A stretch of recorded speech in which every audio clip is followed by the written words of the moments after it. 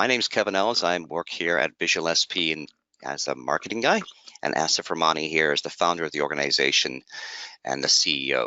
Today we're going to be talking about giving a man a training class and you help him for a day, but if you teach a man how to use VisualSP, you help him for a lifetime. And what we're going to be focusing on today is some of the challenges with traditional training, why it is so challenging to train people, and why VisualSP has come up with a solution that's going to help your folks learning SharePoint and Office 365 better than any other way that's out there. We recently actually gave this presentation at a conference. We were at the SharePoint conference in Las Vegas just over a month ago. And it was day 3 of the conference when our presentation came up, and I reached out to the audience and asked people, like, how much did you guys forget so far this week? And there was a bit of laughter, as there should be, because really you don't go to conferences to absorb everything that's there. Conferences aren't training classes.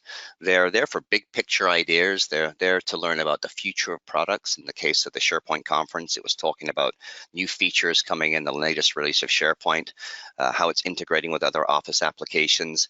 And you take these ideas back and you bring them back to your people, or bring them back to your own team, or just for yourself to understand these big picture ideas. You don't have to memorize everything. You don't have to apply everything immediately the minute you learn it. It's really just these ideas. And conferences are really, they're fun. People like to go to conferences. Unfortunately, training users is usually not fun. And I'm sure if anybody here on this call has had to train people, they probably tend to agree with me. Now, trainers can make it fun, but generally for the user, it's not that much fun. Now, there's different ways of training, and I want to cover a number of different types of training and how they work and how they don't work. Let's first talk about traditional classroom training.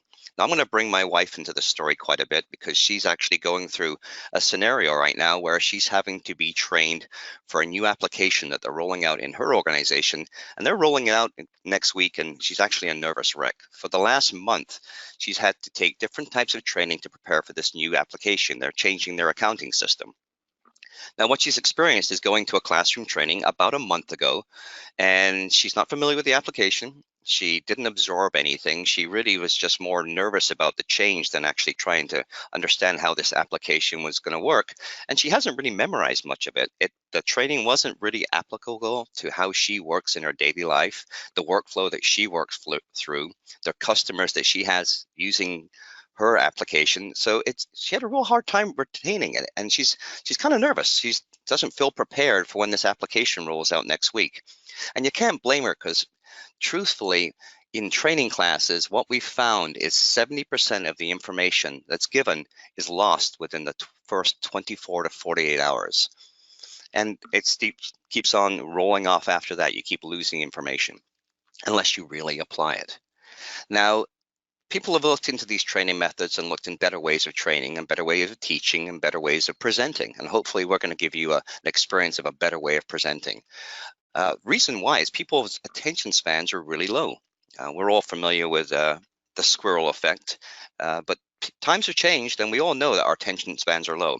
In fact, the organization TED, which I'm sure most of you are familiar with, has taken this into consideration when they give their presentations. They have a rule that no presentation can be longer than 18 minutes. And if you've watched any of these TED Talks, not only are they under 18 minutes, but they can be very short, very concise, and they do keep your attention. The reason why, and the studies have been shown that the reason our attention span is getting lower is because of the technology we're using today. In fact, Microsoft did a study, and in the past, believe it or not, our attention span was 12 seconds. But a recent study by Microsoft compared us to a goldfish. A goldfish has an attention span of 9 seconds. And the study by Microsoft showed that the human being now has an attention span of 8 seconds. So we literally have an attention span less than a goldfish. I hope I've still got your attention, folks, because I'm going to keep this pace going. I'm going to keep my portion of the presentation to under 18 minutes. And also, Asif's going to keep his demonstration down to a shorter period of time. We're going to focus on the quality and not try to fill up the hour with information that you don't need. Focus on the information that you do. So one thing that we want to focus on is other ways of training. Now, you're probably familiar with computer-based training, or CBT. And that also doesn't work. So I talked about my wife taking these training courses. So she took a course about a month ago. And since then, they gave her an application to start practicing and learning this new accounting system that they're rolling out. Well, once again, it doesn't apply to the way she works in her daily life. It's just a boilerplate training package that goes from point A to point Z, and you go step by step by step, and she doesn't have time for it. She's got her regular job that she has to work on day to day. She can't take time out of her day to do this, and when she does, it's not making any sense because it's not using her data, it's not using her accounts, and it's not really working in the flow where she can practice on it, and it's starting to seed in. So once again, she's terrified coming this Monday when they roll out the new application and how she's going to be prepared for it. And not only her, but the team of people she's managing. So this is probably how it's going to feel for her on Monday. They're going to roll out the application, and the minute she needs any help, she's going to call the support desk and she's going to get immediate help. Those folks are going to be there for her no matter what time of day. So when she brings the work home on Monday night, she'll be also able to get support from them. These guys are going to know exactly how to work with the application in her environment and be very familiar with every aspect of the application. And if she has to ask the question on Tuesday and Wednesday and Thursday, and other members of her team ask those same questions, they're going to be super happy to help. Well, let's be realistic. That's not how the world works. In fact, it's more like this. The support desk isn't going to be available. They're not going to answer the phone. They're not going to respond to the emails. They're going to send you a reply as an email saying fill in a support ticket, and then hopefully someday that support ticket's going to be completed.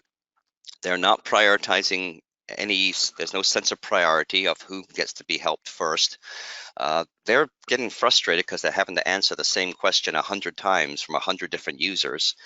And in many cases, in many organizations, they don't even have a help desk. It's the IT department who's rolled out the application or rolled out the hardware, and they're burdened with having to answer the questions about these applications they've rolled out. Well, they know how to roll them out. They're system administrators, but they may not know how to support these applications. So the user is stuck with no help. And hopefully my wife won't be in that position on Monday morning. Problem is, users are wasting their time now. So the users spend time trying to get help. They struggle. They try to answer the questions themselves. They spend time going online and looking for the answers, and they may be finding the wrong answers and then training themselves the wrong way. There's many different ways this can work out badly, and I assume that the reason you folks are on this call is if you've experienced this yourself. So when people really need help, there's really 5 moments of need, what we call them the 5 moments of need. And of course, the first time you're using something, you're going to need help. You're not familiar with it. Unless it's super intuitive, you're going to have to ask some questions from that application. Now, maybe you're familiar with an application, you want to do more things with it. Let's just say something as simple as using Word. Well, now I want to figure out how to do 2 columns or 3 columns. And so I want to go to the help and figure out how to do 3 columns when I'm making a document. Or, as in the case of my wife, you've been trained something, but now you want to apply it. And so you need to be working with the application, and then you need to have some questions as you're actually using it. Or something's changed, you've got a problem, you've got a bug, you've got an issue in the thing, and you can't figure out how it works. There's something's not going right, so you need to go find some help to fix something that's not working the way you expect it to. Or in many cases, and I'm sure you folks are familiar with this, rolling out a new release of the application. For example, this could be SharePoint when you're moving from 2013 to 16 to 19, or it could be your intranet and you've changed the home page on your intranet and you've added new items, or the employee HR is rolling out some new healthcare policies, or there's new rules in your organization or orientation. Things are changing. It's not the same as you saw it on Friday, and in the case of my wife, she's having to adapt to massive changes. It's not just a new version, but it's a completely new product. So what VisualSP addresses that. We have a solution that helps organizations work with SharePoint and Office 365 by providing a tool that helps them when they need it, where they need it. It's providing support and help that's tuned to exactly where you are in the application, and it provides easy access to that help, either through an interface where you can look up the help, or the help is literally pushed to you when you first engage with that page.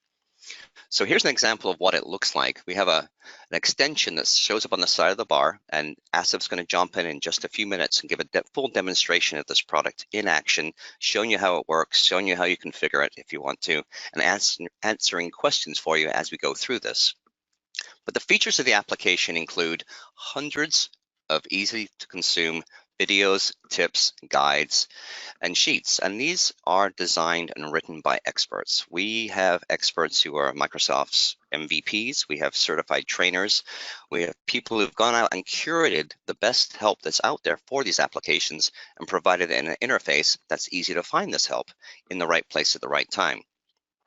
The content literally changes dynamically. So the menu you're seeing here on the left will change depending on where you are in the application, what application you're in. So instead of having a table of contents with hundreds, if not thousands of help items, it's just the help items that are specific to where you are in the page or the application. And our software is aware of where it's at in that app, so it knows what to surface for you. You can also build your own help. So if you have an organization where you want to provide special walkthroughs or step-by-step guides on how to go through maybe onboarding an employee, or warnings of certain areas where there's information that you don't want people to put certain types of documents into, or a business case where you want to train somebody on a certain thing, or a guide on certain things, or a data sheet that you want to provide, all this can be added by the administrators and provided exactly where you want it for your users. So let's talk about a scenario here, and this is one of the ladies who was actually at our SharePoint conference, a lady by the name of Pam, who came by and she explained her scenario and why she loves using our product. Now, I thought it was a little crazy, but it probably sounds familiar to some of you folks. She's one person supporting 700 users. She was reporting to an organization that's rolled out SharePoint. Now, they have a team of other people, IT desk guys, who actually rolled out SharePoint. So they were smart enough to run the setup and install it, but they don't know how to support it. So when users had to use SharePoint, they couldn't get help from the IT staff. The users didn't want to take courses, didn't have time to dedicate to sit down and take step-by-step courses on learning how to use SharePoint. In fact, they were only using SharePoint to a certain extent, so they didn't need to learn everything about it. They just needed some help in certain areas, and those areas they were struggling with. Problem was when they made changes and she was rolling out and they had a new homepage for their intranet, and she warned people, coming Monday, the intranet's going to change, and sent out an email, and nobody, of course, reads the email, so nobody was prepared. And coming Monday, everybody's panicking because everything's not familiar, and they felt like they hadn't been warned ahead of time, even though she had done everything she could have possibly done to prepare these people for the new changes on their SharePoint site. Now, that was before she introduced our product. After she introduced our product, what she had the ability to do was provide people what's called a walkthrough. The first time they came to the homepage on Monday, they were given a step-by-step guide showing the different areas of the site, showing what's changed, given the ability to learn more by providing links to other areas, and also provided the ability to share and copy and link that and send it via email to their friends so if they could help each other. They were also alerted to areas of content that were changing, areas where you could only put certain types of content, areas where you had to read a policy and agree that I'm not going to share this information, or I'm not going to put credit card information or social security information. And when they acknowledged this, they were tracked. So later on, when somebody says, I didn't know I wasn't supposed to put something in there, we have analytics in our application that tracks the user and notes that they actually acknowledge that information. This could be used for auditing later, or just making sure people are reading the information that you've asked them to look at. And the information was just where they needed it. They didn't have to go through the whole site and learn all the intricacies all at once. They were given the information as they moved through the site and when they needed it, so they could absorb it at the right pace. The result? The users were happy, she was happy, there was no support calls coming in, and the IT department wasn't burdened with trying to be a support desk for something that they weren't familiar with. Now, this was put in place once, and now as new employees join the organization, they will go through the same type of orientation or experience being treated with this information the first time they visit the site. So the site doesn't have to change. You don't have to make it different for new employees or existing employees. They just get it when they need it the first time they have to experience it. Now, there's other examples of client success. For example, you're trying to roll out policies to your organization and tell people, here's where you put information, here's the type of information, here's the file naming conventions and so forth, and nobody reads that. Well, if they do, they forget it and they don't know where to find it. What you can do with our application is provide this information with alerts. So when you go to a specific library, you can be notified with a warning. As an example, this is the kind of information you can put in here, or this is the format of the information you put in here, or even a guide on here's how you upload, and here's how you move it, and here's how you go into it, and here's how you find it and search it. And we're not just talking about SharePoint. This could be OneDrive. This could be how to find a template in Word. This could be how to use Excel to set up a certain formula or work between tabs. Our application is supported by our application supports a number of applications in the Office suite, and Asif's going to give you some introduction to those applications as we go through the demonstration. One thing that's also important is you don't have to give the same help to everybody. Your site administrators probably don't need the same help as your end users, so you can set the scope of what the help is, where it is, and who sees that information. Now, when I'm talking about the help, I'm not just talking about out-of-the-box help. We've created our own help. We've looked out there and found the best help that's been written by Microsoft and curated that stuff and surfaced what's really important, where you need to find it. So Microsoft's made great help, but you have to find it on your own. What we've done is found it for you and put it in the right place where you need it. Now, we've also created our own help, our own walkthroughs, our own videos, our own tip sheets. And of course, you can make your own.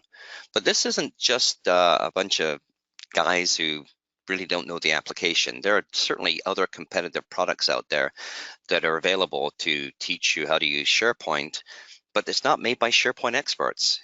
It's tools that are out there, but we live and breathe SharePoint, live and breathe the Office space. That's all we do.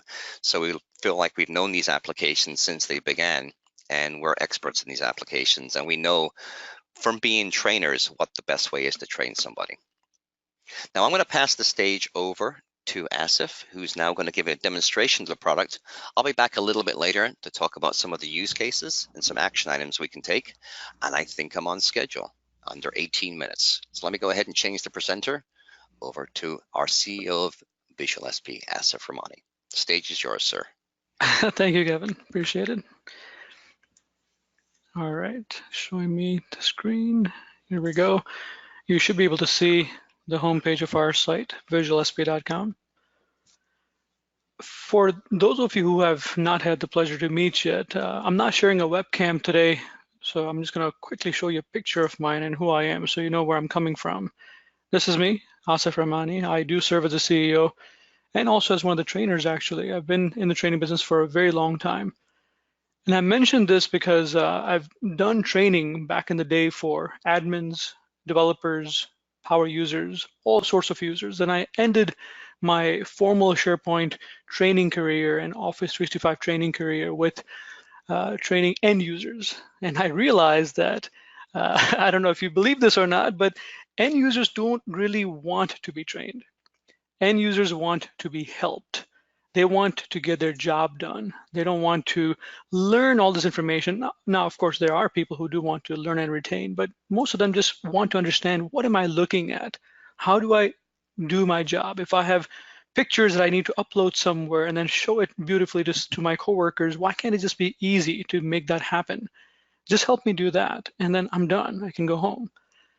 Having said that, that's where the whole idea came in fruition many years ago, when we started doing it for SharePoint on-premises. Now we do it for SharePoint Online, SharePoint on-premises, complete Office 365 suite, which I'm going to show you. So all different applications we support: Word, Excel, OneDrive, Teams, SharePoint. And the idea here is anywhere and everywhere the user goes, they should have an easy way to get in, to understand exactly what help is available to them, to be able to get to that help at their moment of need. Now, I don't know how many of you folks will agree, but the current help scenario that we have right now, which is a question mark, which does appear in most places, but not everywhere, is not truly helpful. At least that's been my experience being a trainer for a very long time now. People just don't trust it anymore because the experience is different depending on where they are. What I'm going to show you is hopefully a better way. Hopefully you agree. And if you don't, that's perfectly fine. There's a question panel, by the way, so please feel free to put your questions in the question panel. Would love to see what you are thinking. And I'm doing a brief presentation starting right now, But if you would like an in-depth presentation with your team, please let us know. We would love to do that for you and your team. So having said that, let's get started. This Need Help tab is how our application, VisualSP application, manifests itself.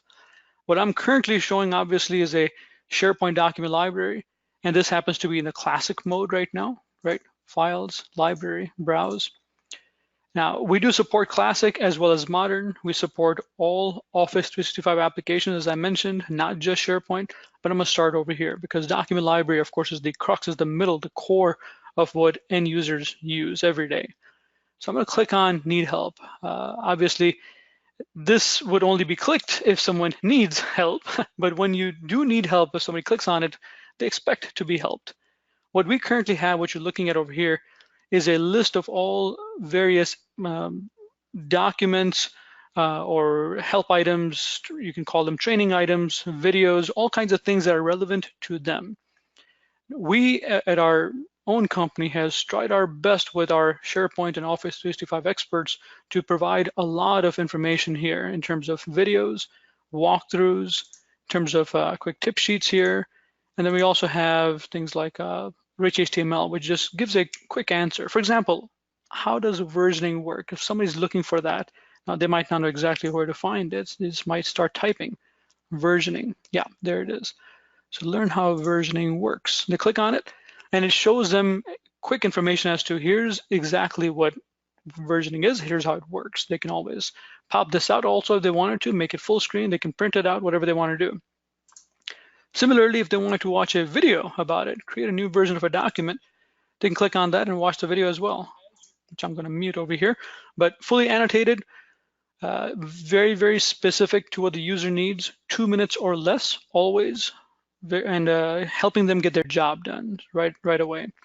Okay, they can also pop this out, put it on a different screen, and have help available to them. Okay, if I click on X over here, I'll show you other things here as well. So I showed you a video, I showed you a rich HTML here. There's many different ways you can, of course, help your users. There's also the one that we personally prefer quite a bit. It's called the walkthrough. And a walkthrough is, the way I think about this as an analogy in my head, is if I were to go over to somebody's desk and I say, okay, go ahead, Kim, point to this first, and then point to that, and then go ahead and click on this, and then you're gonna get help. I'm walking them through a certain process, hopefully a business process that they need anyway. So that's what a walkthrough is. And we have a bunch of them already created. And by the way, anything and everything that you're seeing here is all customizable as well. So if I click on Document Library Tour, the tour starts up. Now, what I'm about to show you can, of course, start up automatically as well. You can have it start up automatically. You can have it start up with a link that you give to them, or they can start it up on demand like it is right now. So in this document library, you can work with files, view yours and others' work, etc. Next, create new files. And it's pointing to that. It's got a red circle around it. It's got an image inside of it, creating new files. Great. Next, uploading files. Here's how you upload files. Now, see, at this point, there's an actual interaction needed for the person to continue, right? We're telling them there's no next button, there's no done button. You have to click on files to continue. And this is on purpose. And I definitely recommend this as a trainer to others as well, that you want people to be clicking on interfaces so they actually get used to the different things on the screen. And then the walkthrough continues because it knows now that a new tab is open. It's going in and pointing to the edit document here. Next. Sort and filter items. Next. Now this is a pretty lengthy walkthrough, so I'm going to go ahead and stop it over here. But hopefully you get the idea of what a walkthrough is all about. And as I mentioned before, completely customizable. One thing I forgot to mention earlier, let me go ahead and mention right now, is the actual tab. This can be moved around anywhere on the screen. Okay, so if you prefer, like I prefer personally for my users to get it right here, then I would say in the actual settings that I want it to be on the top, and I want it to be about 75% of the screen here, so right here. Now users can go ahead and customize it for themselves also, or they can change the actual placement, but you can go ahead and decide the default placement to begin with. And then whenever they click on it, the same behavior appears. All right, hopefully it's all good. Once again, any questions or comments, more than welcome to go ahead and put it out in a document in the question panel. I do see one feedback already. I appreciate that. Thank you.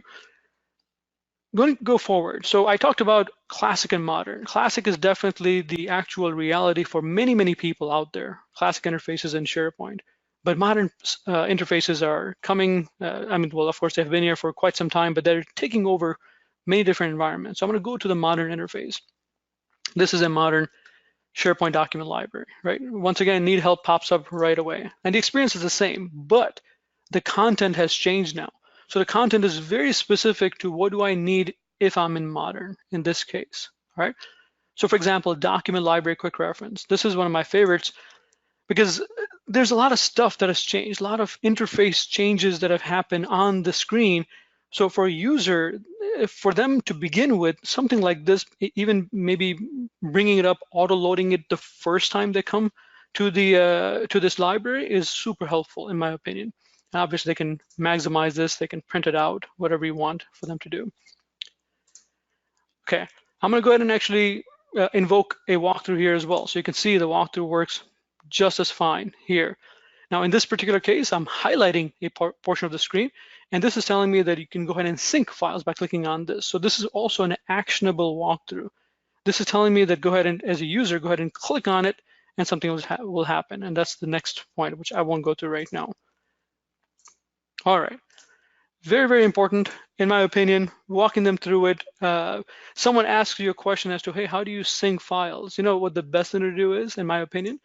Even as a help desk, you can go ahead and send a link to this help item. So in this case, you can send a link right here, grab the link, send it to them through instant message, Skype, Teams, whatever you want.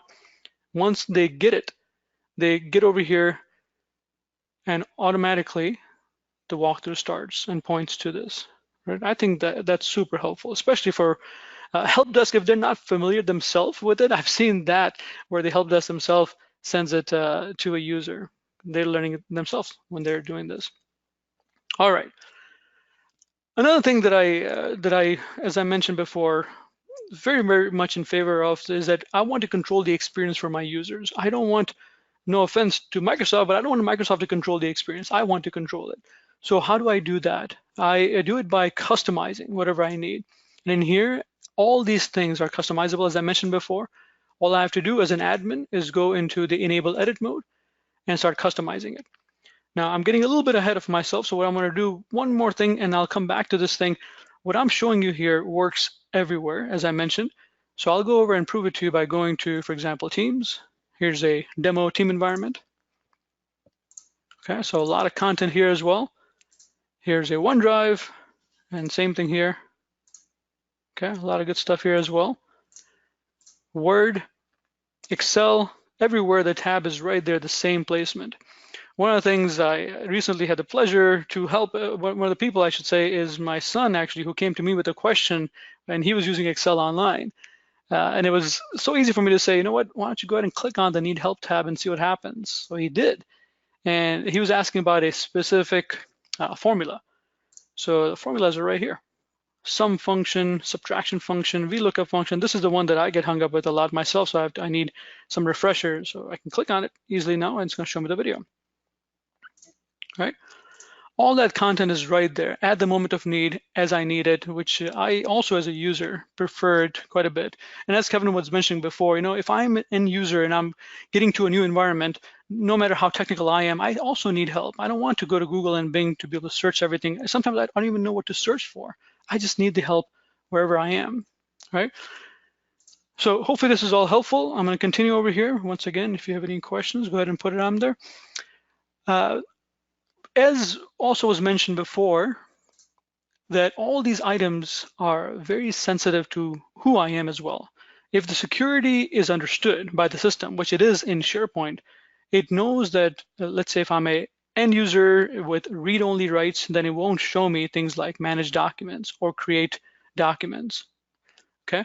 If I'm a designer, then it will show me all the different things that I could do, but it won't show me things like how do I change security, because designers don't have that right. So automatically all that stuff is built in. Now, if you want to change any of these things, either security or if you want to make a new help item, here's what I was going to show you before, which is adding a help item or changing things here. Super easy to do. The copy files to your computer is what I was showing you before. So let me go ahead and go into that. I'll go ahead and edit this thing. This is the back end of what it looks like. In here, it shows me the viewer media type currently selected is walkthrough. Great, here's the icon. I can supply my own icons here as well for the actual walkthrough. Different languages we support: English, French, Spanish, all different languages here.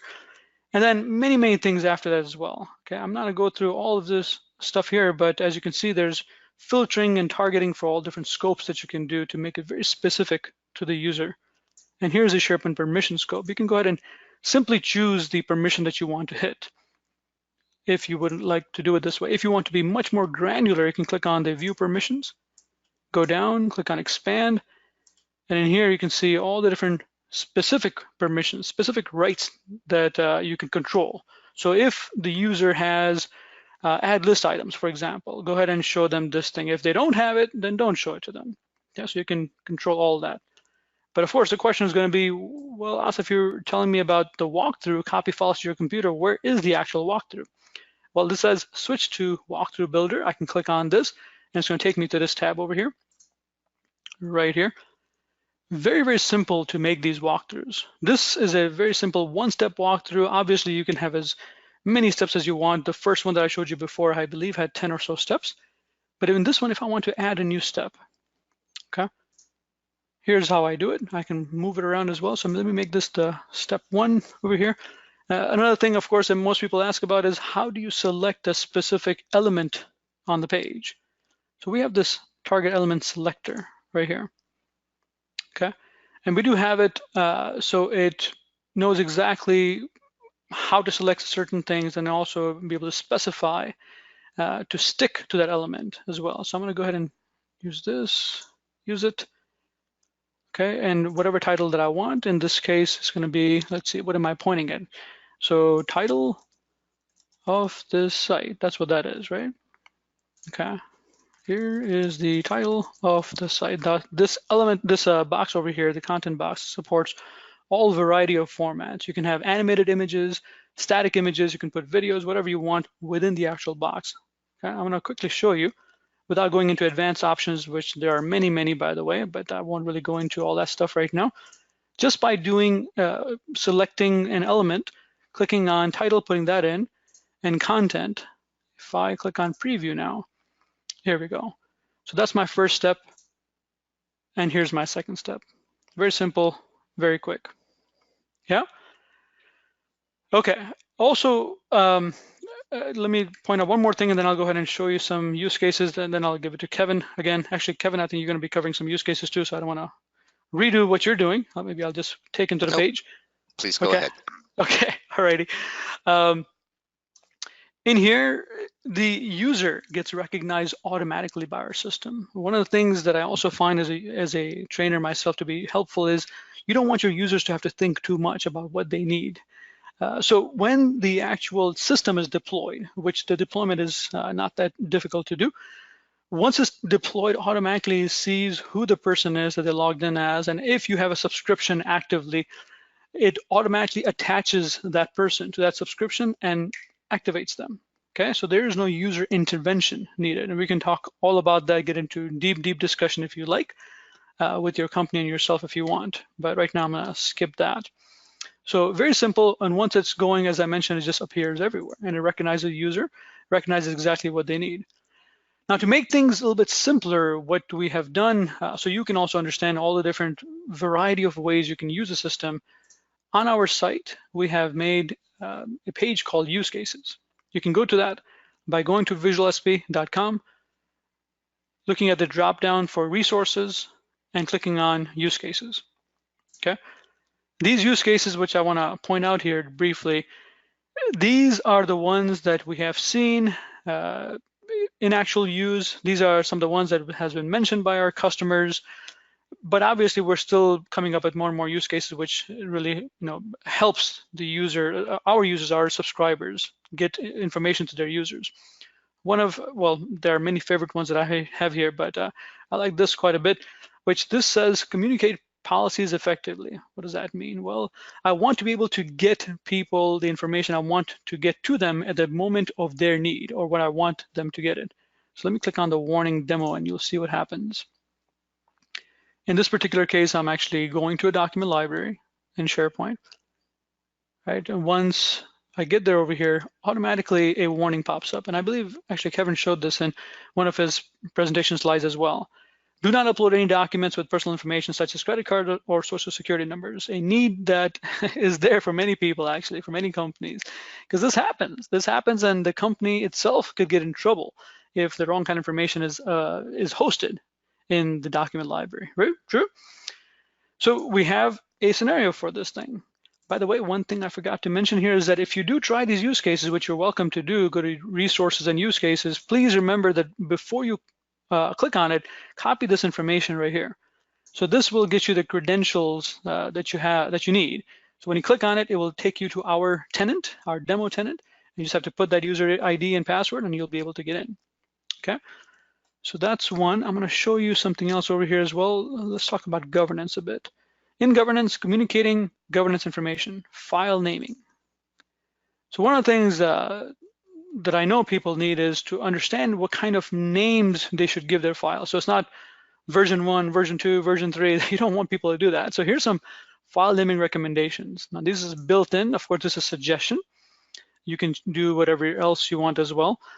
But these things apply to most companies that we have seen out there. Once again, all these documents and everything that you see is available to you to change, to utilize the way you want, or make your own and point to that.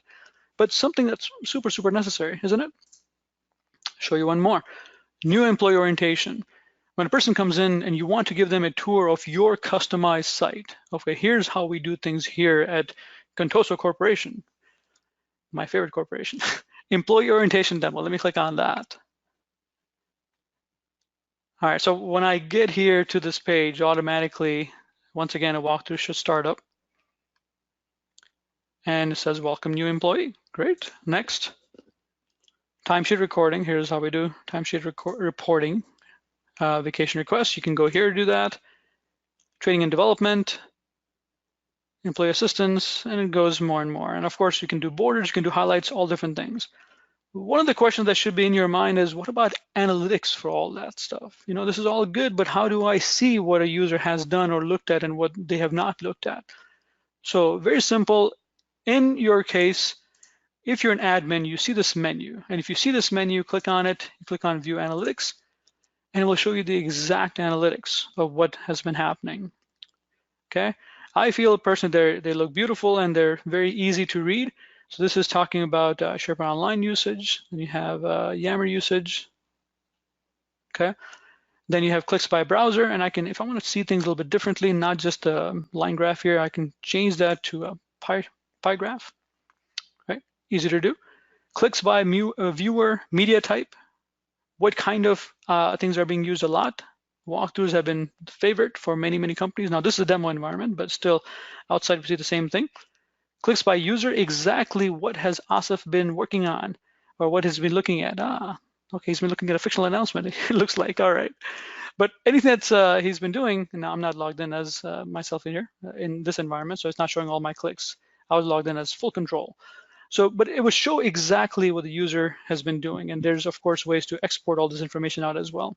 A couple of last things over here, clicks by URL, clicks by help item. So exactly who has been looking at the Contoso medical group use case. Here we go. Keep in mind also that we do show a lot of information here that's specific, that's personal, clicks by URL, clicks by user. The company themselves have the right to go ahead and show this information if they're okay and legally they're okay to do so.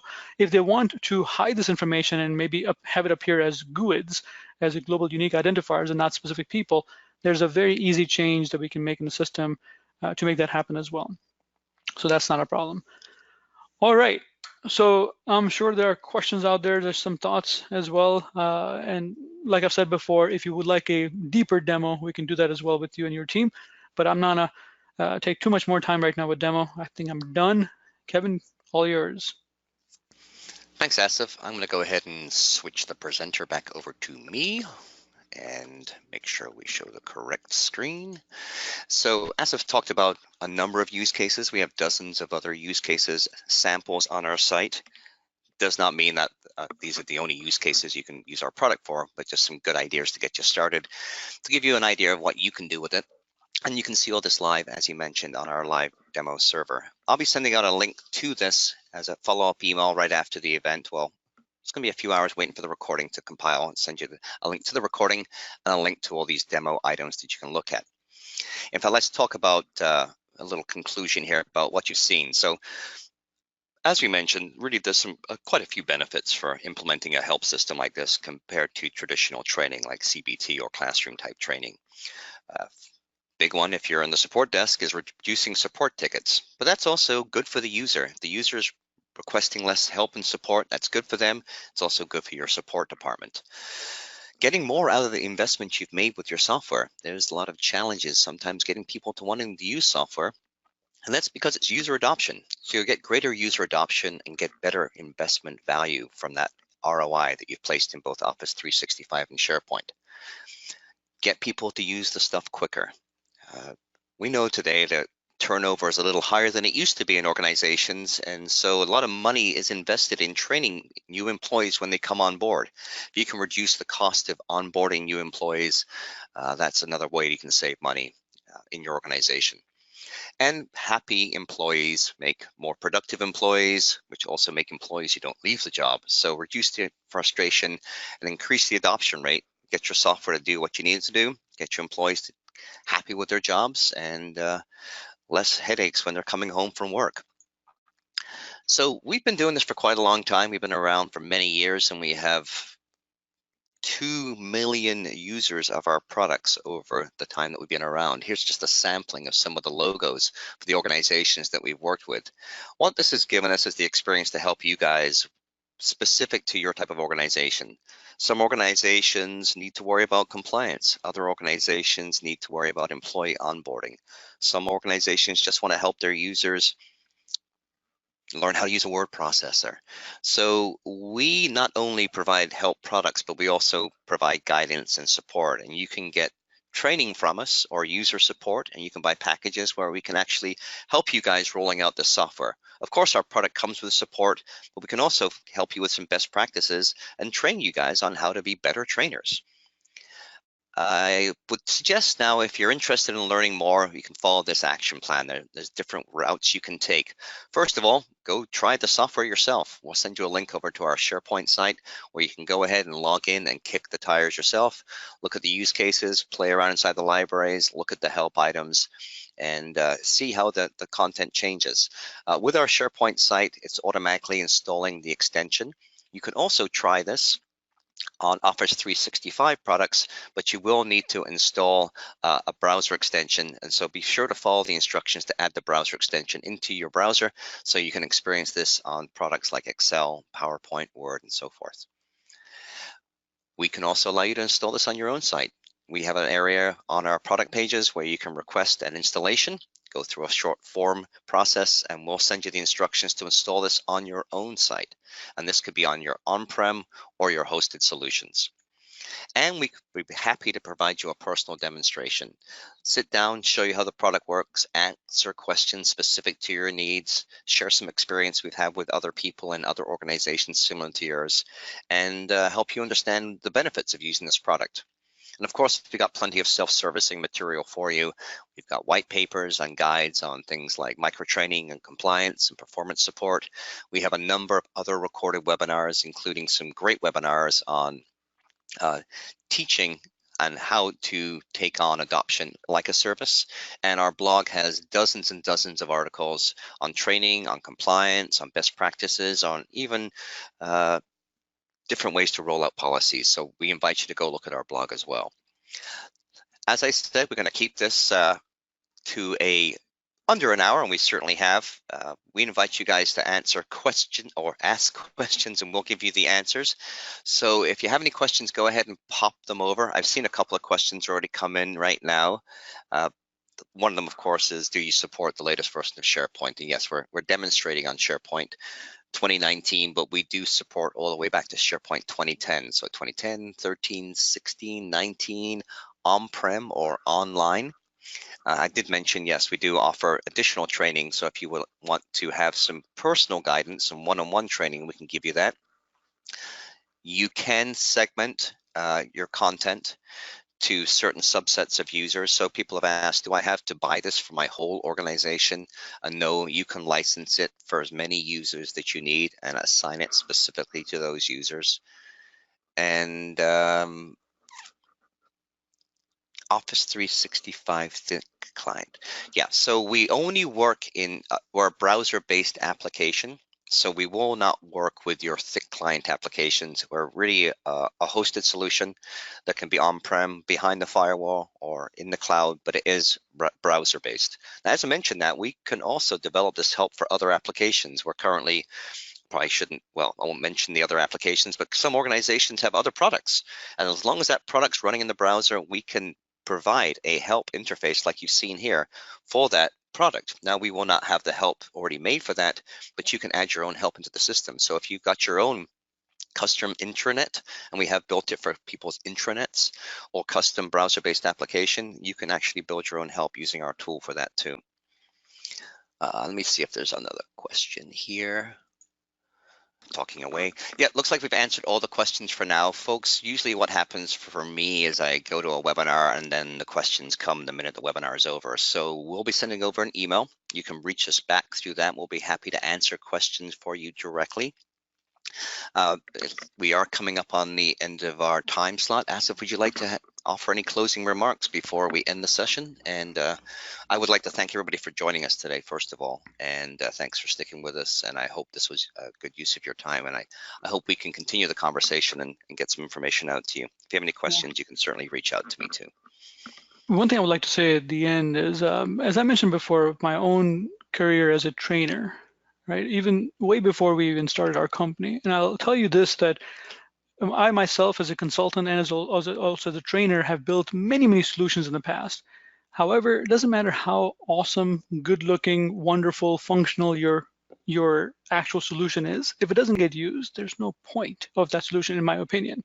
So whatever you do, definitely, please keep your end users in mind. You need something like this or this system to be able to help them. That's my request to you. Otherwise, all that we do is not really worth anything. So that's my final request. Okay, well, thank you, Asif. Thanks everybody for attending us. We're gonna close the session now. We'll send you over an email. If you don't receive the email for some reason that it was blocked by your system, give us a ping. If you don't receive it within the next, let's say 24 hours, and we'll make sure we get something over to you directly.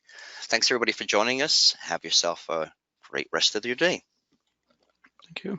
Bye-bye, everybody.